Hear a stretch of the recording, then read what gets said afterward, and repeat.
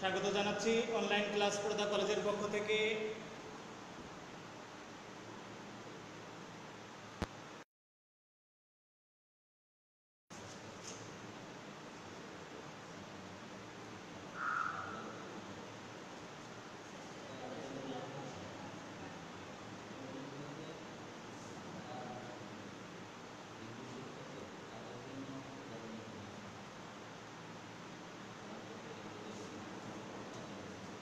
সবাইকে লাল গোলাপের শুভেচ্ছা। পড়দা কলেজ অনলাইন ক্লাসের পক্ষ থেকে আমি মোহাম্মদ শাহিন আলী, প্রভাষক, হিসাব বিজ্ঞান, পড়দা কলেজ, পড়দা মিরপুর, কুষ্টিয়া। আমরা স্ক্রিনে একটা ছবি দেখতে পাচ্ছি। আমরা কি বলতে পারি যে ছবিটা কিসের? আমরা দেখছি যে যদিও দুইটা কার্টুন মানুষ, তারপরে একে অপরের সাথে কি হচ্ছে, লেনদেন হচ্ছে, অর্থাৎ আদান প্রদান করছে, কিছু বিনিময় করছে।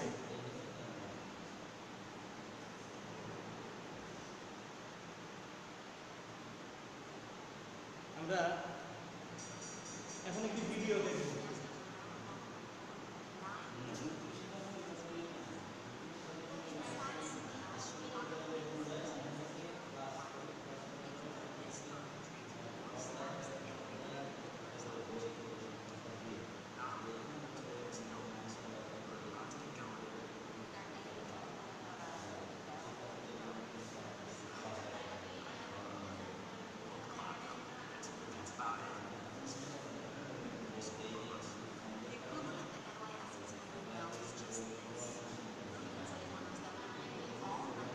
ভিডিও দেখছি, আমরা এই ভিডিও দেখে কি বুঝতে পারছি? আমরা ভিডিও থেকে মোটামুটি কিছু মানুষজনের কথাবার্তা, কিছু লেনদেন, ট্রানজাকশন, এই বিষয়গুলো আমরা একটু ধারণা পেতে যাচ্ছি। তো যা হোক, আমাদের আজকের পাঠ পরিচিতি, হিসাব বিজ্ঞান প্রথম পত্র, শ্রেণী একাদশ, প্রথম অধ্যায়। আর প্রথম অধ্যায়ের আলোচ্য বিষয় হচ্ছে হিসাব বিজ্ঞানের পরিচিতি। আমাদের তাহলে আজকের আলোচ্য বিষয় হিসাব বিজ্ঞান পরিচিতি। এই যে হিসাব বিজ্ঞান পরিচিতি, এই অধ্যায় থেকে আমরা পাঠের মাধ্যমে আমরা কি জানতে পারবো, এখান থেকে আমরা কি শিখতে পারবো, সেটা একটু দেখে নিই।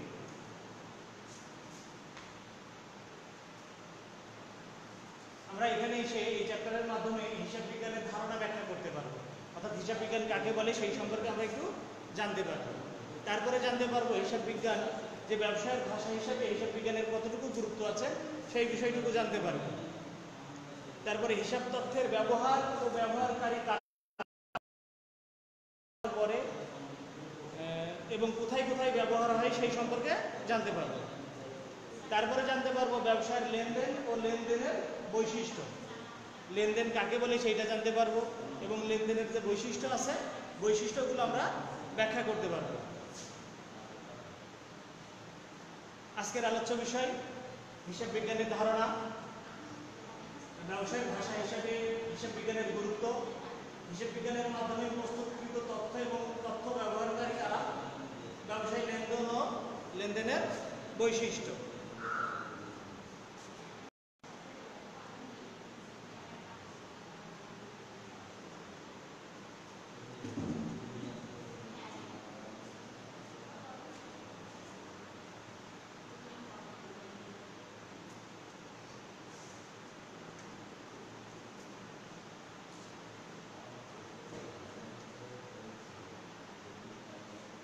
এবার আসি যে হিসাব বিজ্ঞান কাকে বলে। তো এখানে বলা হচ্ছে যে হিসাব বিজ্ঞান শব্দটি হিসাব ও বিজ্ঞান এই দুটি শব্দের সমন্বয়ে গঠিত। হিসাব বিজ্ঞান শব্দটি হিসাব ও বিজ্ঞান এই দুটি শব্দের আবিধানিক অর্থে হিসাব বলতে এবং বিজ্ঞান বলতে বিশেষ জ্ঞানকে বোঝায়। আবিধানিক অর্থে হিসাব বলতে গণনা করা এবং বিজ্ঞান বলতে বিশেষ জ্ঞানকে বোঝায়। পারিভাষিক অর্থে হিসাব বলতে অর্থ দ্বারা পরিমাপযোগ্য ব্যক্তি বা প্রতিষ্ঠানের সম্পত্তি, দায়, আয়, ব্যয় সংক্রান্ত লেনদেনের বিবরণকে বোঝায়। অন্যদিকে হিসাব বিজ্ঞান হলো কোনো বিষয়ে সুসংবদ্ধ ও সুশৃঙ্খল জ্ঞান। তার মানে আমরা এখান থেকে কি জানতে পারছি যে হিসাব বিজ্ঞান শব্দটি হিসাব এবং বিজ্ঞান এই দুটি শব্দের সমন্বয়ে গঠিত। হিসাব শব্দের আবিধানিক অর্থ হচ্ছে গণনা করা এবং বিজ্ঞান শব্দের আবিধানিক অর্থ হচ্ছে বিশেষ জ্ঞান। আর পারিভাষিক অর্থে হিসাব বলতে অর্থ দ্বারা পরিমাপযোগ্য ব্যক্তি বা প্রতিষ্ঠানের সম্পত্তি, দায়, আয়, ব্যয় সংক্রান্ত লেনদেনের বিবরণকে বোঝায়। আর অন্যদিকে বিজ্ঞান হলো কোনো বিষয়ে সুসংবদ্ধ ও সুশৃঙ্খল জ্ঞান।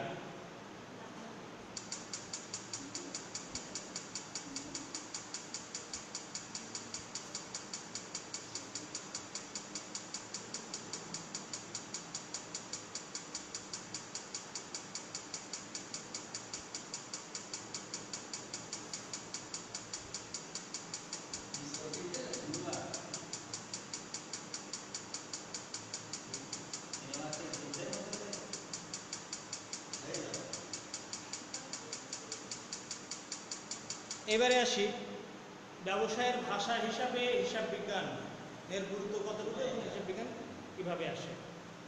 সাধারণভাবে কোনো বক্তব্য মাধ্যম হলো ভাষা। কোনো বক্তব্য অন্যের নিকট উপস্থাপন করার মাধ্যম হচ্ছে ভাষা। ভাষা মৌখিক বা লিখিত হতে পারে, মৌখিকও হতে পারে আবার লিখিতও হতে পারে, আবার উভয় প্রকারই হতে পারে। প্রতিটি ভাষারই কতগুলো স্বতন্ত্র, সুসংবদ্ধ ও নিয়মানুগ প্রতীক, শব্দ বা সংকেতের সমষ্টি। প্রতিটি ভাষায় কতগুলো স্বতন্ত্র, সুসংবদ্ধ ও নিয়মানুগ প্রতীক, শব্দ বা সংকেতের সমষ্টি। হিসাব বিজ্ঞানকে ব্যবসায়ের ভাষা হিসেবে অভিহিত করা হয় কারণ হিসাব বিজ্ঞান কিছু নির্দিষ্ট নিয়ম অনুযায়ী ব্যবসায়ের আর্থিক কার্যাবলী সংশ্লিষ্ট ব্যবহারকারীদের নিকট উপস্থাপন করে থাকে। বলা হচ্ছে যে হিসাব বিজ্ঞানকে ব্যবসায়ের ভাষা বলা হয় এই কারণে যে হিসাব বিজ্ঞান কিছু নির্দিষ্ট নিয়ম অনুযায়ী ব্যবসায়ের আর্থিক কার্যাবলী সংশ্লিষ্ট ব্যবহারকারীদের নিকট উপস্থাপন করে থাকে। হিসাব বিজ্ঞান ব্যবসায়ের অতীত কার্যাবলী, বর্তমানের স্বয়ংক্রিয়তা এবং ভবিষ্যতের সম্ভাবনা বিষয়ক যাবতীয় তথ্য পরিবেশন করে থাকে। বিভিন্ন হিসাব খাত, বিবরণী ও প্রতিবেদন হতে সংশ্লিষ্ট ব্যক্তিবর্গ ব্যবসায়ের সফলতা, বিফলতা, সুবিধা ও অসুবিধা, সচ্ছলতা ও অসচ্ছলতার বিষয়ে জানতে পারে। মূলত এইসব কারণেই হিসাব বিজ্ঞানকে ব্যবসায়ের ভাষা বলা হয়ে থাকে। এরপরে আসি হিসাব বিজ্ঞানের উদ্দেশ্য ও প্রয়োজনীয়তা। আমাদের প্রথম পয়েন্ট হচ্ছে প্রতিষ্ঠানের ক্ষেত্রে হিসাব বিজ্ঞানের উদ্দেশ্য ও প্রয়োজনীয়তা, অর্থাৎ প্রতিষ্ঠানের ক্ষেত্রে হিসাব বিজ্ঞান বা হিসাবকে কি উদ্দেশ্যে ব্যবহার করা হয়েছে এবং তাদের ক্ষেত্রে প্রয়োজনীয়তা কি। প্রত্যেকটা প্রতিষ্ঠান তার নিজস্বতা বজায় রেখে পরিচালিত হয়। সেই ক্ষেত্রে যেহেতু প্রত্যেকটা প্রতিষ্ঠানেরই লক্ষ্য বা উদ্দেশ্য থাকে মুনাফা অর্জন করা, সেই মুনাফা অর্জন করতে হলে মাস শেষে, দিন শেষে অথবা বছর শেষে আমার কি পরিমাণ আয় হচ্ছে, কি পরিমাণ ব্যয় হচ্ছে, এইগুলো সুনির্দিষ্টভাবে, সুশৃঙ্খলভাবে এবং ব্যাখ্যা ও বিশ্লেষণ আকারে লিপিবদ্ধ করা হয় হিসাব বিজ্ঞানের মাধ্যমে। এই জন্য ব্যক্তি বা প্রতিষ্ঠানের ক্ষেত্রে হিসাব বিজ্ঞানের গুরুত্ব বা প্রয়োজনীয়তা অপরিসীম। সমাজের ক্ষেত্রে হিসাব বিজ্ঞানের উদ্দেশ্য ও প্রয়োজনীয়তা।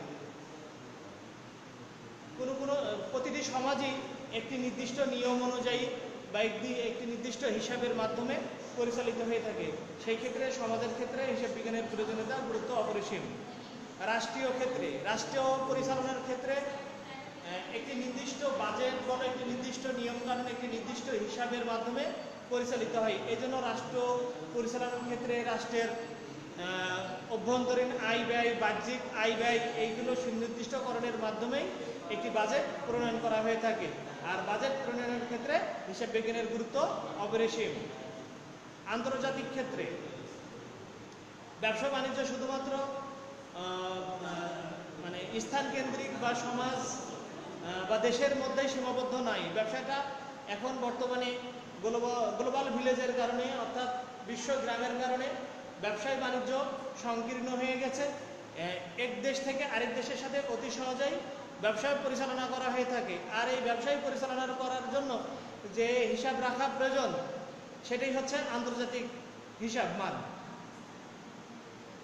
মূল্যবোধ ও জবাবদিহিতা সৃষ্টিতে হিসাব বিজ্ঞানের উদ্দেশ্য প্রয়োজনীয়তা।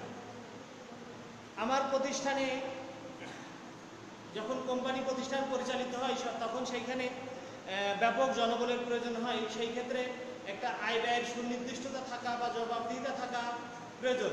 সেই ক্ষেত্রে যদি হিসাব বিজ্ঞানের মাধ্যমে সুনির্দিষ্টভাবে হিসাব রাখার কারণে ওই প্রতিষ্ঠান তার ঊর্ধ্বতন কর্তৃপক্ষের নিকট জবাবদিহিতা সৃষ্টি হয়, এবং এই কারণে যদি নিম্নস্তন কর্মকর্তা বা কর্মচারীগণ সুনির্দিষ্টভাবে নীতিগতভাবে তাদের কার্য পরিচালিত করতে পারে, তাহলে ঊর্ধ্বতন কর্মকর্তার নিকট তার মূল্যবোধ জাগ্রত হয়। এবারে আমরা আসব হিসাব তথ্যের ব্যবহার ও ব্যবহারকারী কারা, সেই সম্পর্কে জানব।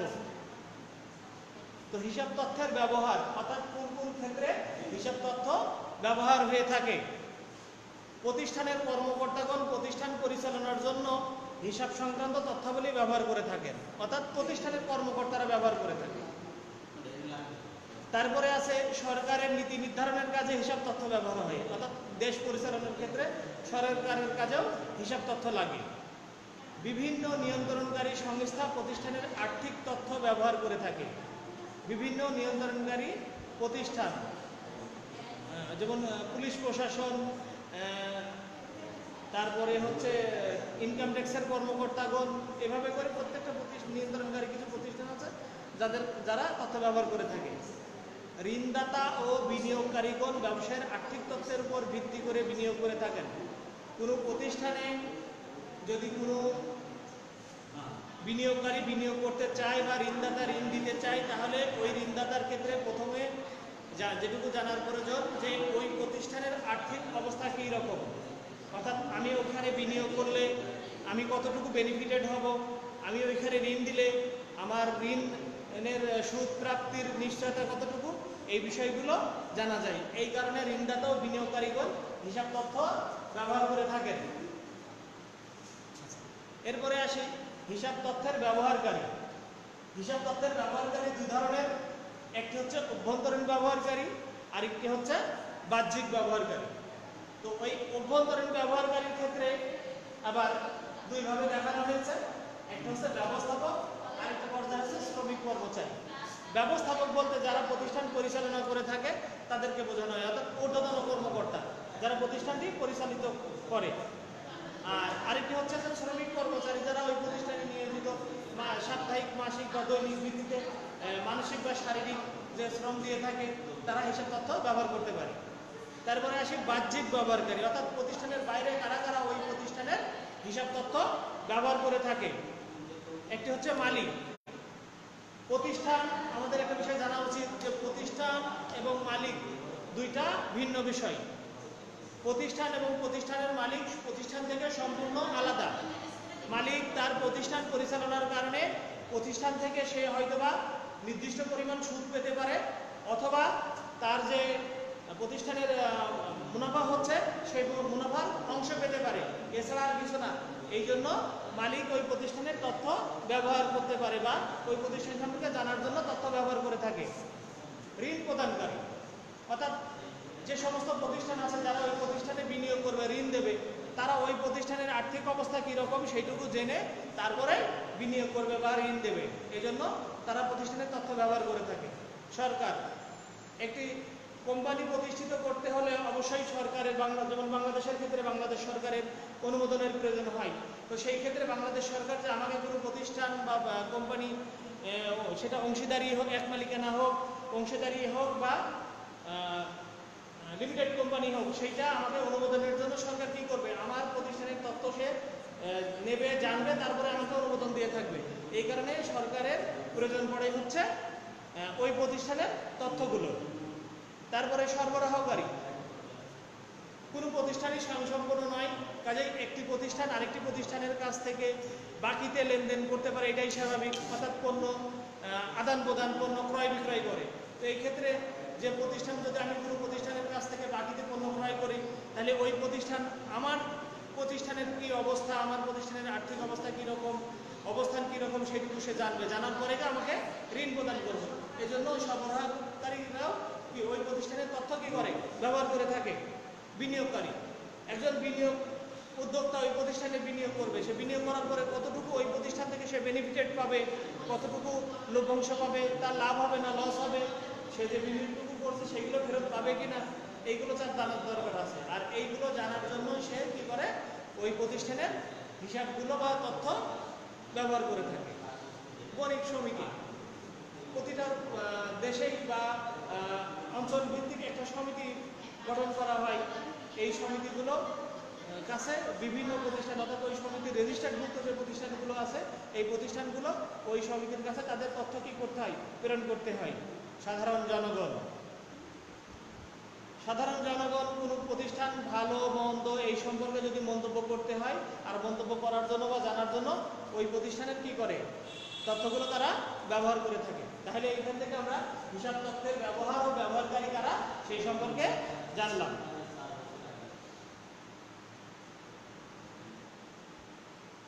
এবারে আসবো লেনদেন। আমরা লেনদেন সম্পর্কে জানবো এবং লেনদেনের বৈশিষ্ট্য এই সম্পর্কে এখান থেকে জানবো। তো প্রথমে আসি লেনদেন কাকে বলে।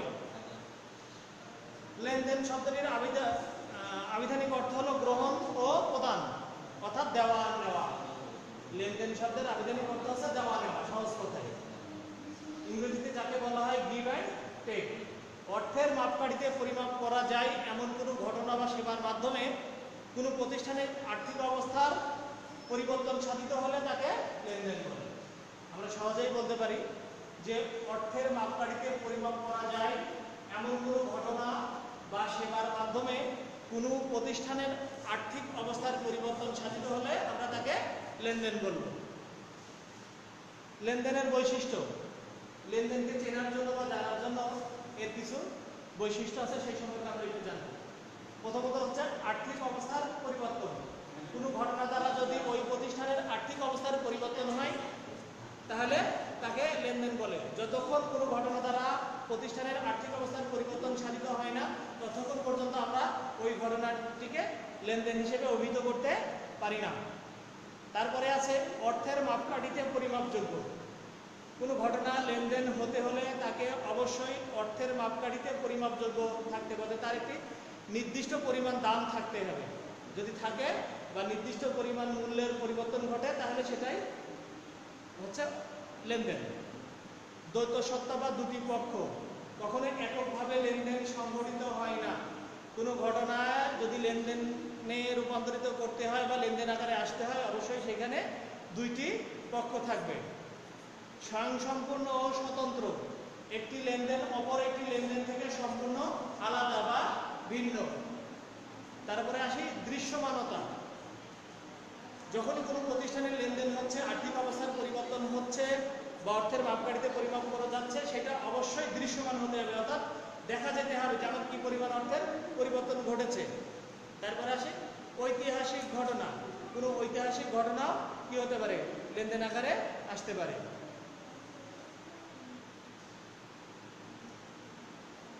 এবার আমরা ছবিতে একজনকে একটু খাতা কলম নিয়ে নাড়াচাড়া করতে দেখতে পাচ্ছি, তার মানে একক কাজ। যেহেতু ক্লাসে উপস্থিত থাকলে অবশ্যই সেখানে একক ভিত্তিতে ক্লাস টিচারের উচিত যে কিছু কাজ করানো। তা আমরা একটু সেই একক কাজটাই দেখি, যে প্রত্যেককে দুইটি করে হিসাব বিজ্ঞানের গুরুত্ব লেখো। এইটা হচ্ছে একক কাজ। তারপরে আমরা একটু আসি, সমাধান হচ্ছে স্থায়ীভাবে তথ্য সংরক্ষণ করা, আর আরেকটি হচ্ছে লাভ লোকসান সম্পর্কে জানা।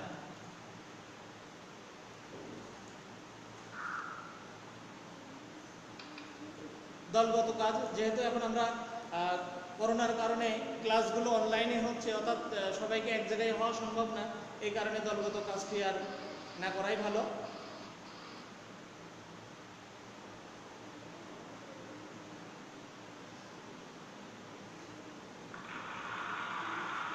আমরা কি দেখতে পাচ্ছি, আমরা একটি বাড়ির ছবি দেখতে পাচ্ছি, যদি অনেক বড় বাড়ি, হ্যাঁ বাড়ির ছবি দেখতে পাচ্ছি। তার মানে এর থেকে আমরা বুঝতে পারছি যে আমাদেরকে বাড়ির কিছু কাজ করতে হবে। বাড়ির কাজ, বাড়ির কাজটি কি?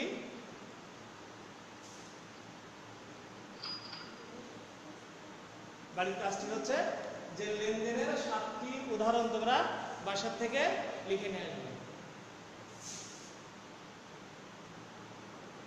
তো এই যে আমরা যে বিষয়গুলো আলোচনা করলাম, এইটুকু জানার জন্য তোমরা কিছু বইয়ের সহযোগিতা নিতে পারো।